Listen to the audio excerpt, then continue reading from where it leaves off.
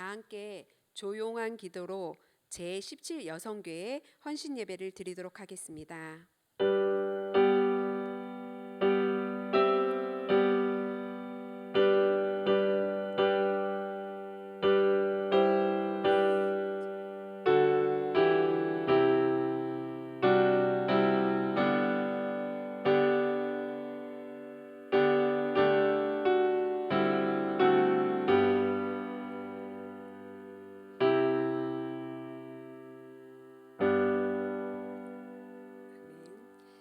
다 함께 찬송가 336장 주님께 죽도록 충성할 믿음의 마음을 담아서 간절히 부르시도록 하겠습니다. 336장입니다.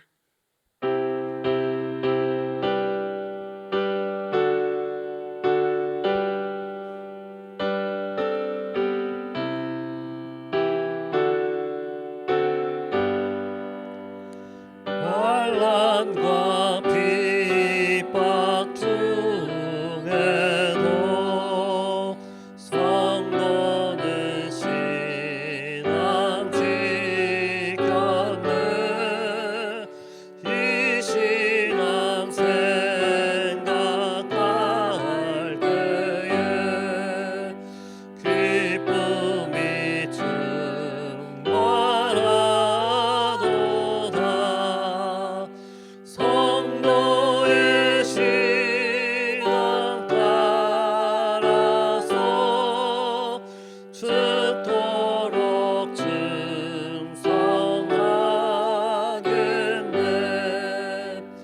옥중에 매인 성도라 양심은 자유 얻었네. 우리도 고난 받으면 죽어도 영광 되도다. 성도의 신앙 따라서 죽도록 충성하겠네.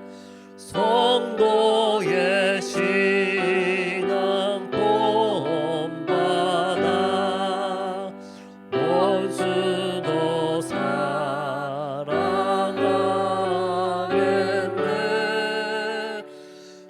인자한 언어 행실로 이 신앙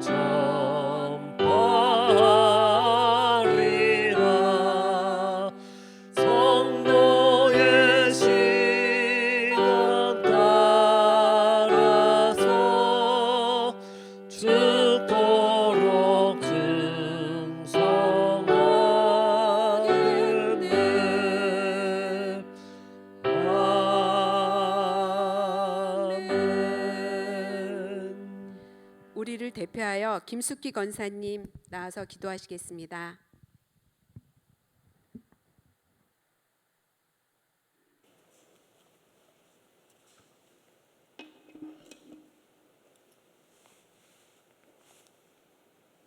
선한 목자 되시는 주님, 우리의 갈 길을 인도하시고 우리의 삶의 자리를 친히 지키시고 보호하시는 주님을 찬양합니다. 우리의 앞길을 인도하시는 하나님을 온전히 신뢰하고 평강 가운데 믿음으로 선포하며 나아가는 우리들이 되게 하여 주시옵소서. 영적 분별력으로 우리 삶을 깨우쳐 주옵소서. 말씀의 진리로 영적 분별을 잃지 않게 하시어 진정성을 가지고 살게 하옵소서. 선으로 악을 이기는 하나님의 사람으로 살아가게 하옵소서. 무엇이 진실인지 거짓인지 분별할 수 있는 지혜로 날마다 인도하여 주옵소서. 하나님, 정치, 경제, 사회, 문화, 교육 분야가 더 이상 무너지지 않게 하옵소서. 이 사회가 마약, 동성애 등으로 혼탁합니다. 죄악과 불법이 드러날 때 주님 앞으로 돌아가게 하시고 우리 자녀 세대들을 악함에서 건져주시어 미래 세대를 위해 기도하는 저희들이 되게 하여 주옵소서. 지금까지 신앙생활을 하면서 어떤 말씀을 받고 어떤 말씀을 기억하며 살아왔는지 되돌아봅니다. 우리를 거룩하게 부르시고 하나님을 기쁘시게 하는 생활로 서로를 존귀하게 대하는 것을 가르쳐 주셨는데 여전히 연약하고 부족함을 고백하오니 우리를 불쌍히 여겨 주시옵소서. 주님의 은혜로 덮어 주시옵소서. 우리가 하나님 앞에 회개로 나아갑니다. 우리 안의 생각과 감정을 치유해 주시옵소서. 하나님의 은혜와 사랑으로 우리 안을 채워주셔서 하나님 아버지 뜻으로 일어서고 승리할 수 있도록 역사해 주시옵소서. 우리를 부르시는 주님, 사랑 안에서 화목하라. 게으른 자를 권계하며 마음이 약한 자를 격려하고 힘이 없는 자들을 붙들어주며 모든 사람에게 오래 참으라. 악으로 악을 갚지 말며 모든 사람을 항상 선을 따르라. 선으로 악을 이길 수 있는 지혜의 말씀으로 붙잡아 주시는 성령님 감사합니다.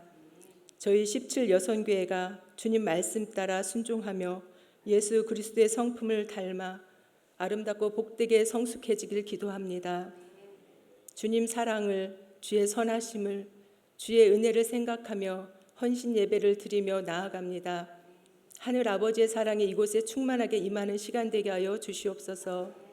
말씀 전해주실 담임 목사님, 주의 영으로 말씀 충만, 성령 충만함으로 날마다 채워주셔서 세상을 이길 복음의 힘을 우리에게 쏟아 부어주시는 능력의 목사님 되게 하여 주시옵소서.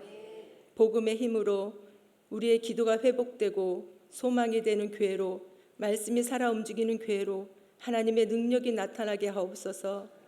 거룩한 하나님의 임재가 이곳에 가득하여 은혜와 진리의 말씀으로 충만해지길 간절히 소망하며 살아계신 예수님의 이름으로 감사하며 기도드립니다. 아멘. 아멘.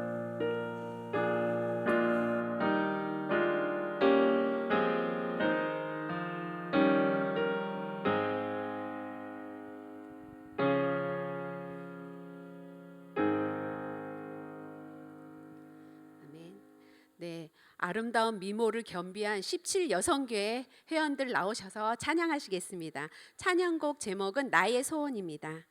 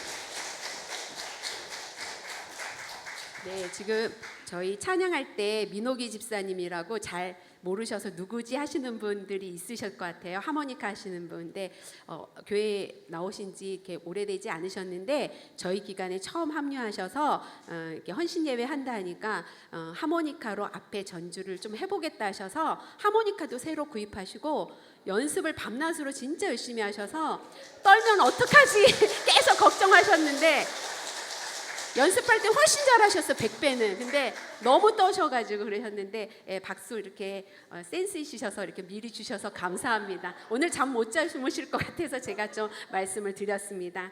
자, 이번에는 성경 말씀 보도록 하겠습니다.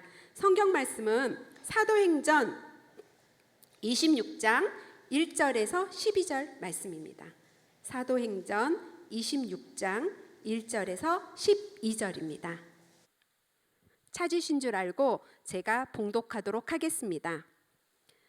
아그리빠가 바울에게 이르되 너를 위하여 말하기를 내게 허락하노라 하니 이에 바울이 손을 들어 변명하되 아그리빠 왕이여 유대인이 고발하는 모든 일을 오늘 당신 앞에서 변명하게 된 것을 다행히 여기나이다. 특히 당신이 유대인의 모든 풍속과 문제를 아심이니이다. 그러므로 내 말을 너그러이 들으시기를 바라나이다. 내가 처음부터 내 민족과 더불어 예루살렘에서 젊었을 때 생활한 상황을 유대인이 다 아는 바라. 일찍부터 나를 알았으니 그들이 증언하려 하면 내가 우리 종교의 가장 엄한 팔을 따라 바리새인의 생활을 하였다고 할 것이라. 이제도 여기 서서 신문 받는 것은 하나님이 우리 조상에게 약속하신 것을 바라는 까닭이니 이 약속은 우리 12지파가 밤낮으로 간절히 하나님을 받들어 섬김으로 얻기를 바라는 바인데 아그리빠 왕이여 이 소망으로 말미암아 내가 유대인들에게 고소를 당하는 것이니이다. 당신들은 하나님이 죽은 사람을 살리심을 어찌하여 못 믿을 것으로 여기나이까. 나도 나세란 예수의 이름을 대적하여 많은 일을 행하여야 될 줄 스스로 생각하고 예루살렘에서 이런 일을 행하여 대제사장들에게서 권한을 받아 가지고 많은 성도를 옥에 가두며 또 죽일 때에 내가 찬송 투표를 하였고 또 모든 회당에서 여러 번 형벌하여 강제로 모독하는 말을 하게 하고 그들에 대하여 심히 격분하여 외국 성에까지 가서 박해하였고 그 일로 대제사장들의 권한과 위임을 받고 다메섹으로 갔나이다. 아멘. 지금은 이제 성남지방 우리 목사님 중에서 가장 멋진 우리 담임 목사님 길재준 목사님 어렵게 제가 모셨거든요. 근데 오늘 회개하고 헌신자로라는 제목으로 말씀 전하실 텐데요. 저희가 그냥 이렇게 나오시지 않게 함께 제가 목사님 나와주세요 하고 나오실 때 큰 박수로 환영해 주시면 감사하겠습니다. 하나 둘 셋 할 테니까 목사님 나와주세요 해주세요. 크게요. 그리고 박수도요. 자, 하나 둘 셋. 목사님 나와주세요.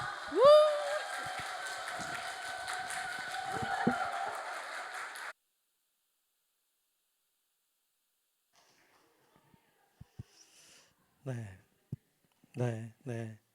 예, 할렐루야. 예, 익숙하지가 않아서 어색합니다. 예, 그래도 나쁘지 않아요. 예, 좋아요. 예, 고맙습니다. 아유, 어색하네요. 자, 옆에 분들하고 한번 인사하면 좋겠어요. 헌신자가 됩시다. 인사할까요? 헌신자가 됩시다.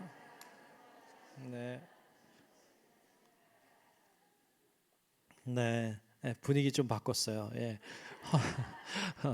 헌신자가 되시기 축복합니다. 네, 오늘 이렇게 나와서 특성도 잘 해주시고 하모니카도 잘 불러주시고 좀 짧은 게 좀 아쉬웠어요. 좀 더 길게 하면 좋겠다. 다음엔 더 길게 잘 준비해서 하면 더 좋겠다 생각이 들어요. 찬양도 열심히 잘 불러주시고 은혜로워 감사해요.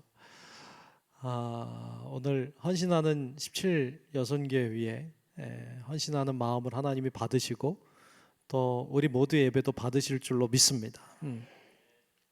오늘 회개하고 헌신자로라는 제목으로 말씀 나누려고 해요. 1974년에 전용술이라고 하는 사람이 있었어요. 1974년에 전용술이라고 하는 사람이 있었는데 고등학생이었어요. 고등학교 2학년 학생이었습니다. 근데 이 사람이 짝사랑하던 여인이 있었어요. 근데 그 짝사랑하는 여인이 사랑을 받아주지 않아서 그 여인을 죽였어요. 끔찍하죠. 고등학교 2학년 학생인데 무기징역을 선고받았습니다. 감옥에 갇혔어요. 그런데 이 감옥에 갇힌 이 사람을 불쌍히 여기는 사람이 있었어요. 이 사람이 이 감옥에 갇힌 사람의 초등학교 선배예요. 그리고 가만히 보니까 고등학생인데 감옥에 갇혀서 평생을 살아야 된다는 게 안 돼 보였던 거예요. 불쌍했어요. 그래서 그를 긍휼히 여겨서 그를 도와주었던 사람이 있어요. 이 사람 누군가 하면 동국대학교 경찰 행정학과 교수였어요. 이윤근이라고 하는 교수였어요. 이 교수님이 경찰 행정학과 교수님인데 그 사람이 불쌍한 거예요. 고등학생인데 그렇게 됐으니까. 그래서 옥 뒷바라지를 해줬어요. 그리고는 이 학생이 그래도 교화될 수 있다. 그러니까 선처해 주면 좋겠다고 계속 진정서를 넣은 거예요. 법원이 이것을 받아줬어요. 미성년자일 때 저지른 죄니까 실수라고 생각해서 또 계속 진정서를 넣으니까 참작해서 이 사람이 감옥에서 나왔어요. 무기징역이었는데 감형을 받은 거죠. 잘 됐죠, 그죠? 잘 됐나 모르겠네, 하여튼. 근데 문제는 여기서부터 시작이에요. 이 사람이 나왔어요. 나왔는데 이 교수님이 안 됐으니까 생활비를 주곤 했어요. 뭐 몇백만 원씩 이렇게 주기도 하고 그렇게 했더니 이 사람이 감옥에서 나온 다음에 그 교수님이 자기를 도와주니까 도와주는 걸 당연하게 여겼어요. 그리고 때때로 돈이 필요하면 돈 달라고 그러는 거예요. 이게 조금 이상하잖아요, 느낌이. 근데 이제 이 사람이 그러다가 일을 하면 좋겠는데 일을 안 해. 일을 안 하고 놀고 먹고 그래서 일을 하라고 해도 일 안 하고 그러다가 어느 날 사업을 하겠다는 거예요. 사업을 하려고 하는데 사업 자금이 필요하니까 그 교수를 찾아갔어요. 그래서 돈 달라고. 사업하려고 하니까 돈 좀 달라. 근데 돈 줄 수도 없고 돈도 없고 그리고 그래서 걱정이 되기도 하고 그래서 돈을 안 줬어요. 안 줬더니 이 사람이 나중에 칼 들고 온 거예요. 그래서 행정학과 교수를 죽였어요. 이게 일명 마산 대학 교수 살인 사건이라고 이름이 붙여져 있는 사건이에요. 이 사건이 일어나고는 두 가지 말이 만들어졌어요. 첫 번째 말은 이런 말이에요. 호의가 반복되면 권리인 줄 안다. 들어봤어요? 호의가 반복되면 그걸 권리라고 생각한다는 거예요. 당연하게 여긴다는 거죠. 이 말이 여기서 생겼어요. 또 하나 생긴 말이 이런 말이에요. 사람은 고쳐 쓰는 게 아니다. 들어봤어요? 사람은 고쳐 쓰는 게 아니다 라는 말이 생겼어요. 이 두 가지 말이 이 사건 때문에 생겼어요. 호의가 반복되면 권리인 줄 안다. 사람은 고쳐 쓰는 거 아니다. 뭐 이런 말이 생겼어요. 근데 여러분 어떻게 생각해요? 정말로 먼저 하나, 호의가 반복되면 권리인 줄 아나요? 예, 그런 거 있어요. 그런 게 있어요. 여러분 태양이 하루에 매일 뜨잖아요. 태양이 매일 뜨잖아요. 매일 뜨는 게 당연한 거예요, 아니에요? 이게 당연한 건 아니에요. 근데 우리 당연하게 여겨요. 이게 사실은 하나님이 늘 호의를 베풀어 주시는 건데 이거를 당연하게 여겨요. 호의가 반복되면 권리인 줄 알아. 왜 안 떠? 당연히 떠야지. 이렇게 생각하는 거죠. 어떤 사람이 매일같이 여러분들에게 10,000원을 준다고 합시다. 여러분에게 어떤 사람이 매일 10,000원 줘요. 한 3년 줬어. 그런데 그 다음에 안 주기 시작하면 기분이 어때요? 나빠. 왜 안 주는 거야 10,000원을? 3년 동안 매일 줬잖아. 근데 왜 안 줘?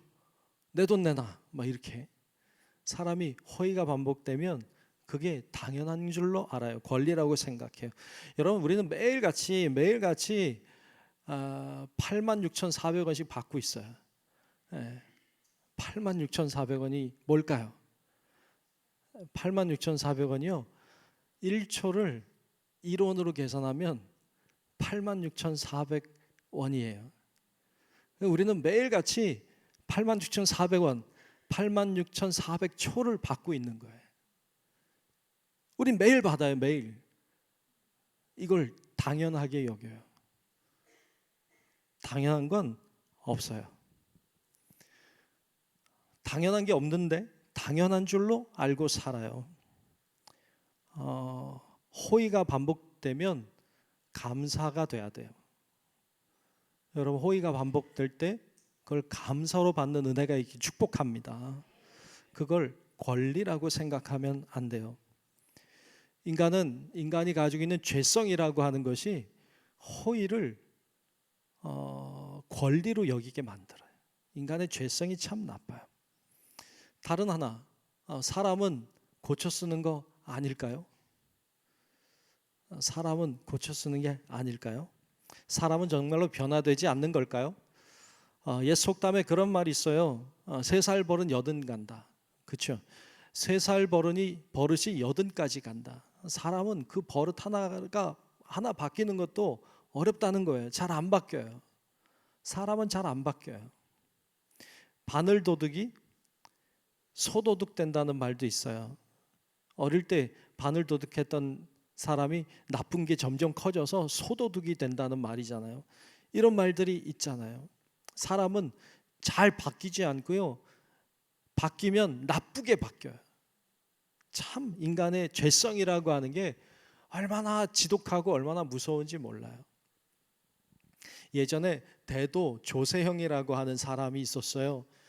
큰 도둑이다 이거죠. 대도 조세형이라고 하는 사람이 있었는데 그 사람이 감옥에 갔다가 주님을 만났다고 하죠.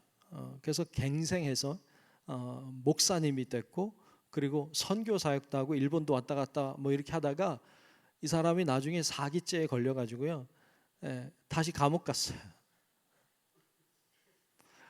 이런 거 보면 막 가슴이 너무 아파.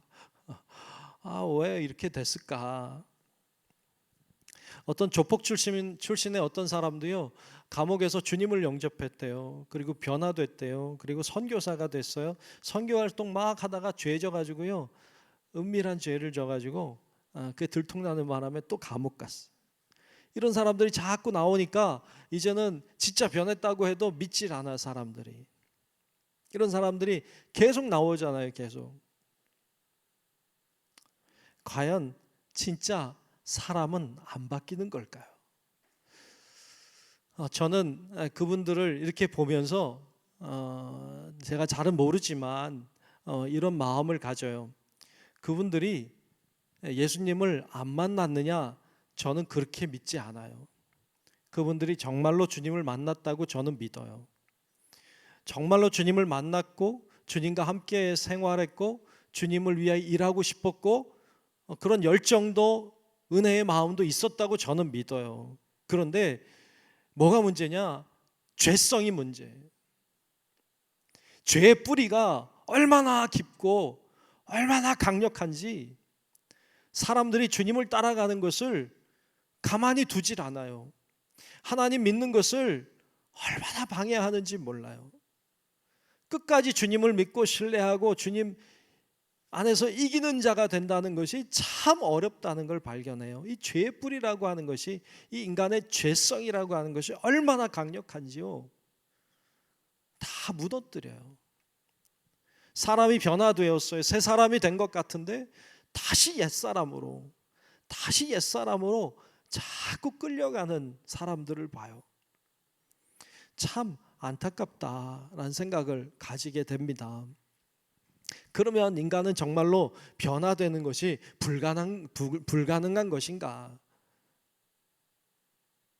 세상 사람은 불가능하다고 말해도 하나님은 그렇게 말하지 않아요.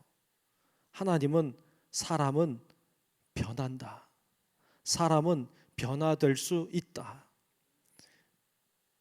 그래서 주님은 사람이 거듭나야 한다, 거듭나야 한다고 말씀하셨어요.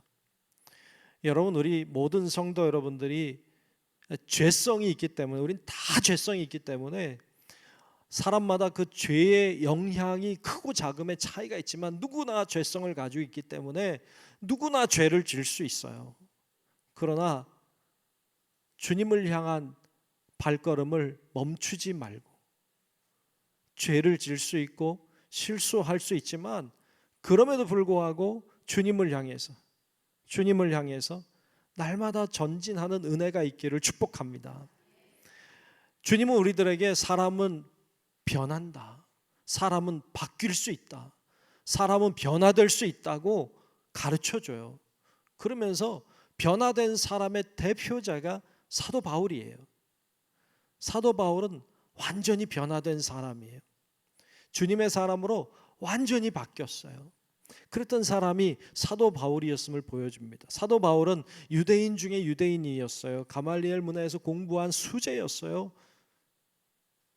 그는 철저한 율법주의자였어요.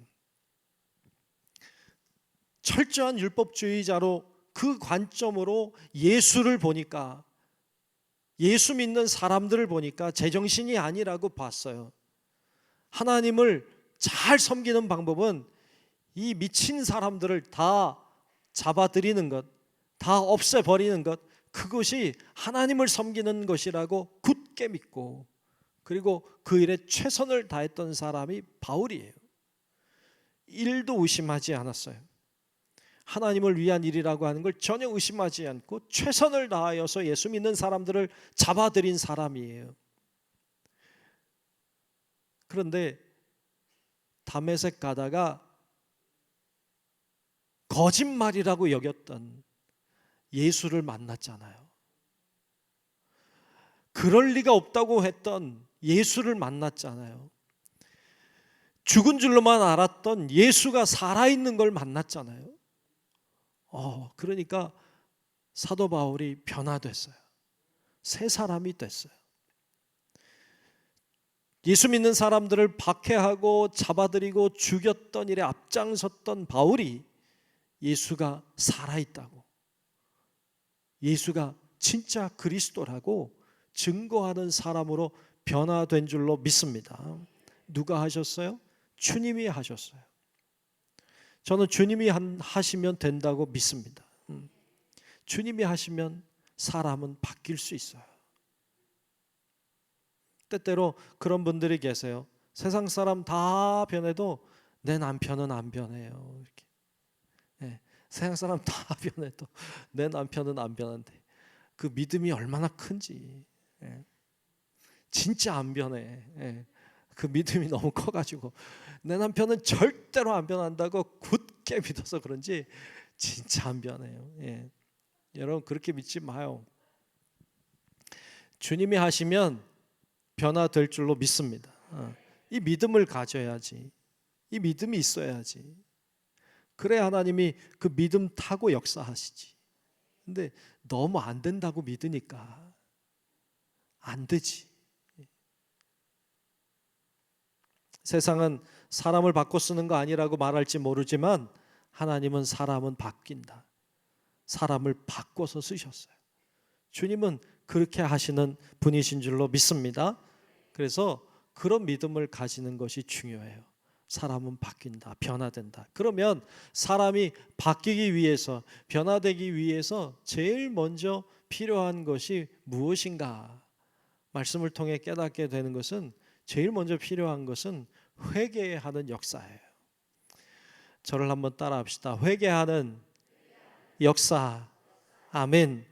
오늘 헌신하는 분들도 진짜 헌신자로 세워지려면 맨 처음에 필요한 것은 회개하는 역사예요. 회개하는 역사. 회개가 뭐예요? 회개는 돌이키는 거예요. 세상 등지고 십자가 보는 거죠. 그러니까 이렇게 세상을 향해 나아가던 자가 세상 등지고 십자가 바라보는 거예요. 이걸 회개라고 해요. 회개는 돌아서는 거예요. 악의 길에 서 있다가, 죄의 길에 서 있다가 의의 길에 서는 거예요. 이걸 회개라고 해요. 회개가 없다면 변화도 없어요. 회개가 있을 때 변화도 있는 거예요. 돌아서는 거는 180도 돌아서야 돼. 180도. 예. 몇 도? 360도 돌면은 제자리니까 안 돼. 예. 그러니까 180도 돌. 그러면 100도쯤 돌면 회개일까요? 180도 돌아야 돼. 100도쯤 돌면 회개일까요? 아니에요. 그럼 170도쯤 돌면 회개인가요? 아니에요. 180도 돌아야 회개인 거예요. 근데 대충 돌고 회개라고 해요. 그러니까 사람이 바뀌지 않아요. 그러니까 사람이 변화되지 않아요. 대충 도니까. 어떤 분이 그러더라고요. 담배를 끊어야 되겠대. 그러면서 하는 얘기가 담배는 못 끊고 좀 줄여야 되겠대. 저는 그 말은 거짓말이라고 믿어요. 줄이는 게 어디 있어요. 끊으면 끊고 피면 피는 거지. 술도 이제는 좀 덜 먹어야 되겠대. 덜 먹는 게 어디 있어요. 그냥 먹으면 먹는 거고 아니면 아닌 거지. 180도 돌아서지 않으면 바뀐 게 아니에요. 언제든지 다시 돌아갈 수 있거든요. 죄성이라고 하는 것은 우리를 끊임없이 당깁니다. 끊임없이 죄악 속으로 당깁니다. 여러분, 집 나간 둘째 아들이 아버지의 집을 떠나서 세상을 향해 갔잖아요. 세상을 향해 갔다가 아버지의 집으로 완전히 돌아섰잖아요. 180도 돌아서서 아버지의 집으로 옵니다. 근데 아버지의 집으로 올 때 이 사람이 아버지가 나를 종의 하나로 써달라고 해야지라는 마음으로 온 거예요. 이건 진짜예요, 가짜예요? 진짜예요. 180도 돌아선 거예요. 근데 이 사람이 만약에 내가 아버지한테 가가지고 조금 기회를 엿보다가 한번 또 나와야지 이렇게 생각하고 성경에 그렇게 안 했어요. 내가 엿봐서 한 번 더 아버지 재산 또 달라고 그래가지고 또 한 번 가지고 나와야지 이런 생각 가지고 들어갔으면 이거 회개야, 회개 아니야? 회개 아니에요. 완전히 돌아서서 180도 돌아서서 하나님을 향해서 아버지를 향해서 가는 거예요. 나를 아들로 안 받아주셔도 좋다. 종의 하나로 나를 받아주시기만 해도 너무 좋겠다. 그런 마음 가지고 아버지에게로 향해 가는 거죠. 그걸 회개라고 해요. 회개. 이렇게 회개의 역사가 일어날 때 사람은 바뀌어요. 여러분 안에 이런 회개의 역사들이 있기를 축복합니다. 요즘에 새벽에 창세기 말씀 보고 있는데 야곱 보니까 야곱이 하나님의 음성을 듣고 고향으로 돌아가요. 고향으로 돌아가는데 하나님이 그래요. 말씀하시기를 베델로 올라와라 그래요. 베델로 올라와라. 베델이 어떤 데인데요. 야곱이 처음 하나님 경험한 데거든요. 야곱이 처음으로 도망가다가 돌베개 베고 자다가 하나님을 만난 장소, 아브라함의 하나님, 이삭의 하나님이었는데 야곱의 하나님이 된 장소가 베델이에요. 그러니까 이 베델이라고 하는 곳이 야곱에게는 정말로 중요한 곳이에요. 그런데 잊어버리고 살았어요. 근데 누군 기억했느냐? 하나님은 기억했어요.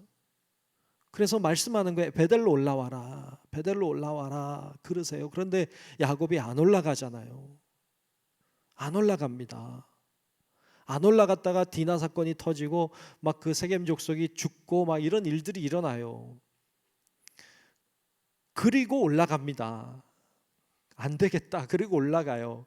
하나님이 올라오라고 해도 안 올라간 이유가 뭘까요? 성경을 보면 이런 말씀이 나와요. 자, 성경 말씀 창세기 35장 2절에 보면 이런 말씀이 나와요. 야곱이 이제 올라가려고 마음을 먹은 거예요. 올라오라고 하시니까 올라가야 되겠다 마음 먹고 이래요. 야곱이 이에 자기 집안 사람과 자기와 함께한 모든 자에게 이르되 말하기를 뭐라고 말하느냐? 너희 중에 있는 이방 신상을 버려라. 그리고 자신을 정결하게 해라. 너희들의 의복을 바꾸어 입으라. 이렇게 말해요. 그리고 정말로 그들의 우상을 다 내오니까 상수리나무 아래에 묻어버려요. 그리고 의복을 새롭게 하고 마음을 정결하게 하고 베델로 올라갑니다. 왜 못 올라갔던 거예요? 우상들이 많았어요. 버릴 수가 없었어요. 정결하지 않았어요. 의복도 깨끗하지 않았어요. 올라가고 싶지 않은 거예요. 그냥 그 죄 속에 사는 게 좋은 거예요. 그래서 올라가기 싫었던 거예요. 어찌 보면 우리가 그렇게 살 수 있어요. 우리도 회개하는 것 같은데 진정한 회개가 아니라 고향으로 돌아가긴 하지만 베델로 올라가는 건 아닌 것처럼 그렇게 사는 경우가 많단 말이에요. 그래서 사람이 바뀌질 않아요. 그래서 사람이 변화되질 않아요. 여러분, 우리가 베델로 올라가야 돼. 우리도 주님 앞으로 나아가야 돼. 근데 우리가 주님 앞으로 나아가는 것을 방해하는 건 뭐가 있나요?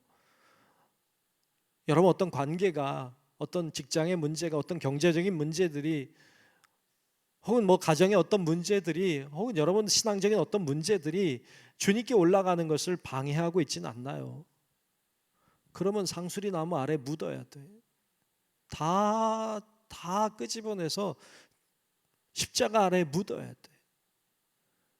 그리고 주님을 향해 올라갈 때 회개의 역사가 일어나는 거고, 그때 하나님이 우리를 변화시켜 주실 줄로 믿습니다. 이렇게 회개함으로 변화된 사람이 어떤 사람이 됩니까? 그런 사람이 헌신자가 되는 거예요. 회개 없이는 헌신자가 되지 않아요. 오늘 17여성기 헌신하는 예배인데 진짜 회개함으로 주님 앞에 변화된 자로, 헌신자로 세워지는 은혜가 있기를 축복합니다. 우리 모두도 마찬가지예요. 진정한 회개가 있어야 돼요. 바울도 보면 그랬어요. 바울도 완전히 돌아서는 이야기를 하고 있죠. 빌립보서 3장 7절로 9절에 보니까 이렇게 말씀해요. 그러나 무엇이든지 내게 유익하던 것을, 내게 유익하다고 생각했던 것들이죠. 그런 것을 내가 그리스도를 위하여 다 해로 여길 뿐더러 또한 모든 것을 해로 여김은 내 주 그리스도 예수를 아는 지식이 가장 고상하기 때문이라. 내가 그를 위하여 모든 것을 잃어버리고 배설물로 여김은 그리스도를 얻고 그 안에서 발견되려 함이니 내가 가진 은은 율법에서 난 것이 아니요 오직 그리스도를 믿음으로 말미암은 것이니 그 믿음으로 하나님께로부터 난 의라 그랬어요. 아멘. 내가 소중하게 여겼던 것들, 내가 중요하게 여겼던 것들을 다 묻은 거예요. 다 묻는 일들이 있었어요. 그때 이 바울은 변화되기 시작한 거예요. 하나님이 그를 헌신자로 세우셨던 것을 볼 수 있습니다. 바울은 결국 박해자에서 헌신자로 세워졌어요. 그는 회개함으로 돌아섰기 때문이에요. 왜 죄의 유혹이 없었겠어요? 왜 그도 편안하고 싶겠죠? 그가 수많은 선교 여행을 떠날 때마다 난 이렇게 힘들게 안 살아도 될 사람인데, 그에게는 앞날이 보장돼 있고 열려져 있었던 사람이니까 그냥 예전으로 돌아가면 편안하게 살 수 있는데 왜 유혹이 없었겠어요? 그런데 그는 그 길에서 죄성을 따라가지 않았어요. 다 버린 거예요. 다 정말로 배설물처럼 여긴 것이죠. 본문에 보면 주님을 증거하고 전하다가 잡혀서 지금 아그리빠 왕 앞에 선 거예요. 아그리빠 왕 앞에 섰는데 왕이 얘기하는 거예요. 너 할 말 있으면 해라. 그러니까 바울이 할 말을 하는 거예요. 오늘 26장 전체가 그 내용인데 할 말을 하는 거예요. 할 말을 하는데 가만히 보니까 이 할 말이 복음을 전하는 거예요. 왕 앞에서 겁도 없이 복음을 전하고 있는 내용이에요. 내가 어떤 사람이었는지, 내가 어떻게 변화됐는지 이런 이야기를 하는 것을 봅니다. 참 멋있잖아요. 당당하잖아요. 그러면서 말씀해 보면 두 가지 질문 같은 내용을 하고 있는데 6절을 먼저 보면 오늘 보면 6절에 이런 말을 하고 있어요. 이제도 여기 서서 신문 받는 것은 하나님이 우리 조상에게 약속하신 것을 바라는 까닭이니 그랬어요. 우리 조상들에게 약속하신 것을 바라고 있기 때문에 내가 여기 섰다. 내가 뭘 잘못이냐? 우리 조상들이 바라는 걸 내가 바랐을 뿐이다. 그게 뭐예요? 메시아죠. 그리스도죠. 메시아가 오신다. 메시아가 오신다. 그렇게 말했던, 조상들이 말했던 그분이 오셨다. 그분이 예수다. 이 이야기를 했기 때문에 자신이 잡혀왔다는 거예요. 명확해요. 또 하나 8절에 보면 8절에 이런 이야기도 해요. 당신들은 하나님이 죽은 사람을 살리심을 어찌하여 못 믿을 것으로 여기나이까? 하나님이 죽은 자를 못 살리겠습니까? 왜 그거 안 믿습니까? 라고 얘기하는 거예요. 부활이죠. 하나님이 부활 못 시킨다고 믿습니까? 이렇게 얘기하는 거예요. 바울이 당당해요. 멋있어요. 자신 있게 왕 앞에서 증언하는 멋진 모습을 보여줍니다. 이 바울은 옛사람이 아니에요. 회개함으로 돌아선 자예요. 그리고 헌신자가 됐어요. 사명자가 됐어요. 두렵지 않아요. 그 길로 달려가는 것을 발견하게 됩니다. 우리 오늘 17 여성교회도 또 우리 모든 성도 여러분들도 완전히 돌아섬으로 하나님의 손에 붙잡혀서 헌신자로 쓰임받는 성도 여러분들이 될 수 있기를 주의 이름으로 축복합니다. 그렇게 돌아서야 돼요. 요즘에 젊은 분들 가운데 보면 예수님 전하는 걸 안 해요. 예수님 전하는 걸 싫어해요. 왜 싫어하는가 했더니 종교는 자유가 있다. 그러니까 괜히 강요하면 안 된다. 이렇게 생각하는 성향이 교회 안에 교회 다니는 사람들한테도 있어요. 그래서 강요하면 안 된다고 해서 절대로 예수라는 예수 말도 안 꺼내요. 물론 강요하면 안 돼요. 네, 강요하는 건 좋지 않아. 그러나 얘기 안 하는 것도 문제예요. 그러니까 강요하면 안 되지만 정중하게 말해야 돼요. 정중하게 좋은 걸 좋다고 말하는 게 나쁜 건 아니잖아요. 좋은 맛집만 갔다 왔어도 야 거기 가봐라. 이게 강요인가요? 거기 가보면 맛있더라. 이렇게 얘기하는데 야 어디 가봐라. 거기 참 좋더라. 얘기하는데 내가 교회 다니면서 교회 다니니까 난 너무 좋다. 얘기하는 게 나쁜 건가요? 근데 꼭 종교 얘기는 예민해가지고. 근데 여러분 좋은 걸 좋다고 말하는 건 좋은 거예요. 그걸 말 못하는 게 이상한 거죠. 요즘에 젊은 분들 가운데도 그런 분들도 있대요. 교회 다닌다고 하면 야 너 똑바로 정신 차려라. 그런 분들이 많대. 나 교회 다녀 그러면 너 똑바로 정신 차리고 잘 다녀라. 그런데 왜 하도 교회가 이상한 소리가 많으니까 교회가 이상한 집단처럼 느껴져서 그런가 봐요. 어떤 사람은 그런데요. 야 넌 똑똑한 애가 왜 교회를 다니냐. 그런데 기분 되게 나쁘죠. 그죠? 네. 그 멍청한 사람만 다니는 데인가? 이런 생각이 드니까 기분이 별론데 똑똑하니까 교회 다니는 거지. 예. 아멘 안 해요? 예. 똑똑하니까 교회 다니는 거지. 예. 뭘 모르면 교회 못 다니지. 어떤 분은 그런데 어떤 사람들은 그런데요.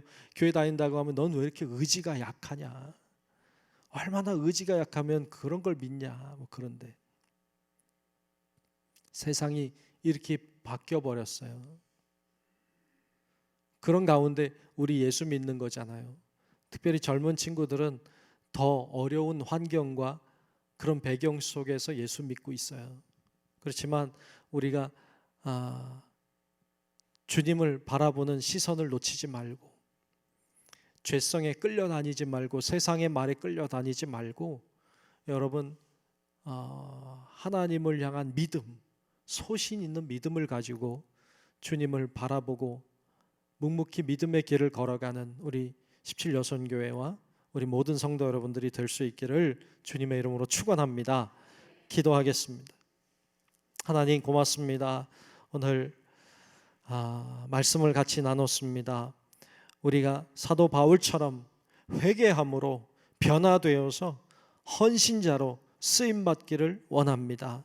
하나님 저희에게 180도 변화될 수 있는 그런 회개의 능력을 허락해 주시고 주님의 손에 붙잡혀서 쓰임받는 참된 헌신자로 세워질 수 있도록 우리를 인도하여 주시옵소서.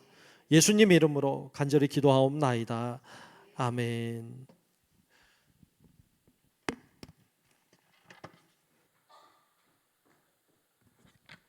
목사님 말씀에 큰 은혜 받으신 줄 믿습니다. 네, 찬송가 407장 부르시면서 준비하신 헌금 드리겠습니다. 찬송가 407장입니다.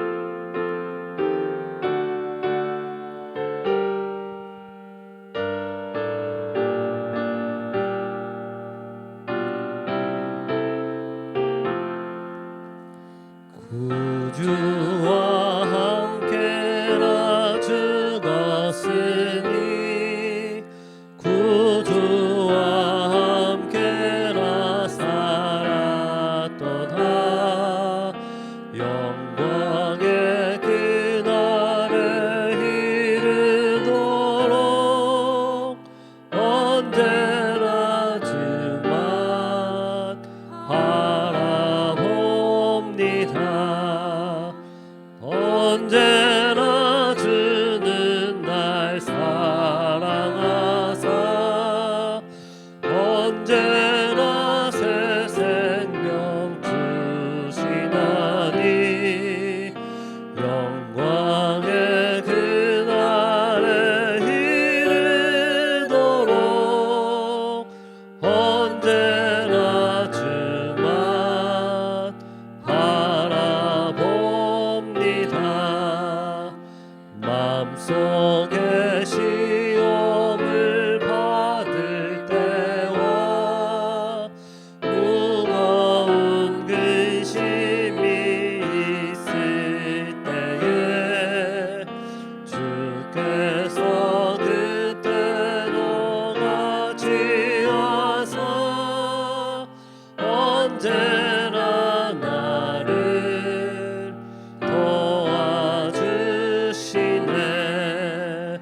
언제나 주는 날 사랑하사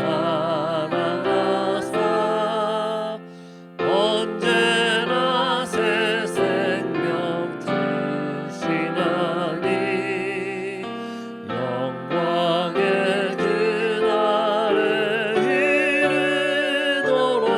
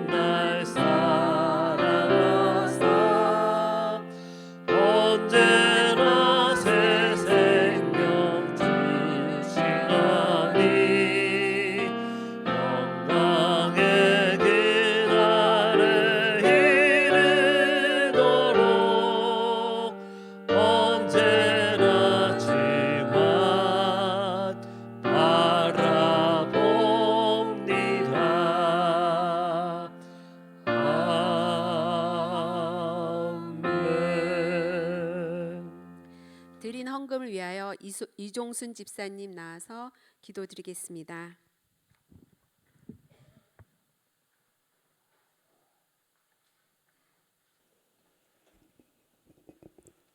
기도하시겠습니다.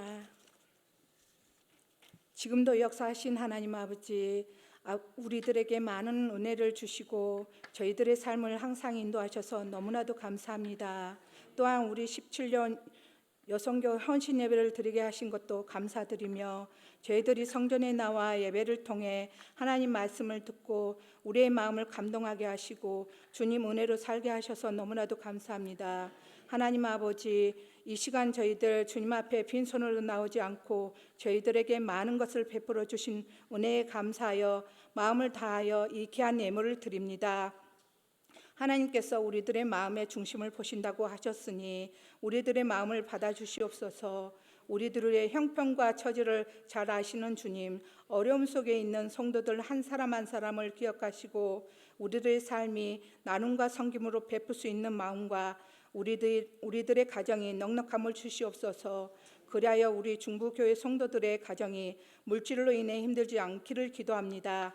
하나님, 물질이 쓰이는 곳곳마다 하나님의 뜻이 하늘에서 이루어진 것 같이 땅에서도 이루어지기를 기도합니다. 오직 예수님만 믿고 의지하는 저희들 예수님 이름으로 기도드렸습니다.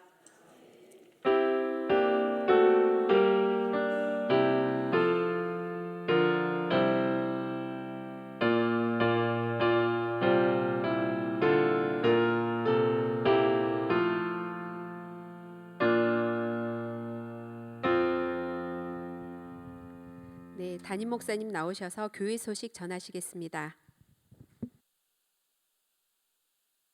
네, 교회 소식은 주보를 잘 참고하시면 좋겠습니다. 대신방 진행 중에 있습니다. 잘 진행되도록 기도해 주시고 또 잘 협력해 주시고 준비해 주시면 좋겠습니다. 이번 주일에는 성찬식이 있습니다. 우리 3개월에 한 번씩 하는데 준비하는 마음으로, 기도하는 마음으로 나오시면 좋겠습니다. 이번에가 이번 주일에 또 있고요. 또 이번 주일에 오실 때는 연합속회 이제 준비를 위해서 속회 보고도 잘 작성해서 사무실에 제출해 주시면 좋겠습니다. 이번 토요일에는 또 여성교회 개사회도 있는 날이죠. 그래서 교회에서 9시 반에 출발합니다. 생명나무 교회에서 모임이 있어요. 같이 참여하시면 좋겠습니다. 이상 교회 소식 전합니다. 다 함께 일어나셔서 결단 찬송 630장 부르신 후 담임 목사님 축도로 제17 여성계 헌신 예배를 마치도록 하겠습니다.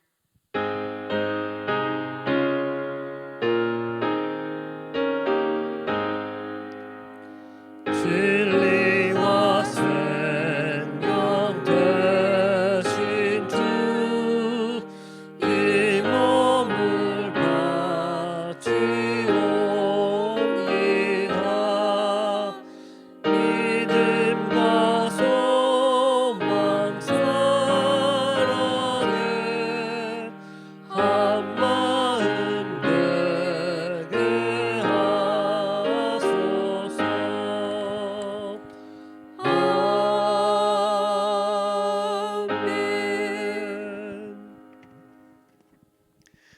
지금은 우리의 영원한 생명의 구주 되신 예수 그리스도의 은혜와 하나님 아버지의 놀라운 사랑하심과 성령님의 감화, 감동, 인도하시는 그 크고 놀라우신 그 은총이 오늘 하나님 앞에 헌신자로 세워지기를 결단하는 우리 17 여선교회와 하나님의 영광을 위하여 우리도 동일하게 쓰임받기를 결단하는 우리 사랑하는 모든 성도들 머리 위에 이제로부터 영원토록 함께 하시기를 간절히 축원하옵나이다. 아멘.